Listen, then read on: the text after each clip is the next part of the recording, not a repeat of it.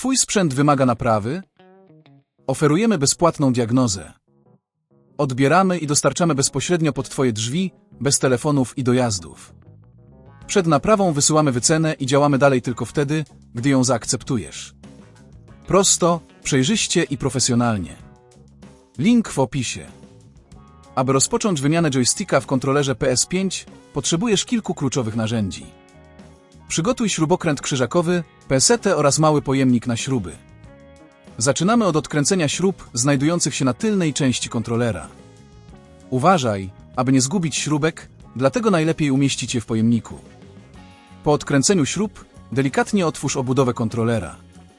Możesz użyć pesety, aby ułatwić sobie tę czynność.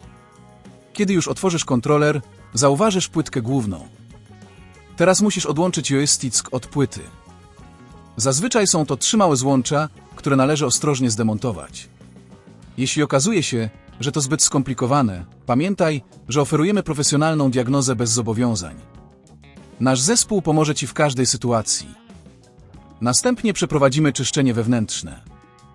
Użyj sprężonego powietrza, aby usunąć kurz i brud z wnętrza kontrolera. To ważny krok, który zapewni lepszą wydajność joysticka. Po czyszczeniu przystępujemy do zamontowania nowego joysticka. Upewnij się, że wszystkie złącza są prawidłowo podłączone do płyty głównej. Gdy nowy joystick jest już na miejscu, przystąp do zamknięcia kontrolera. Złóż obudowę, upewniając się, że wszystko jest na swoim miejscu. Następnie przykręć wszystkie śruby z powrotem, aby zapewnić stabilność kontrolera. Po zakończeniu musisz przetestować nowy joystick, aby upewnić się, że działa prawidłowo.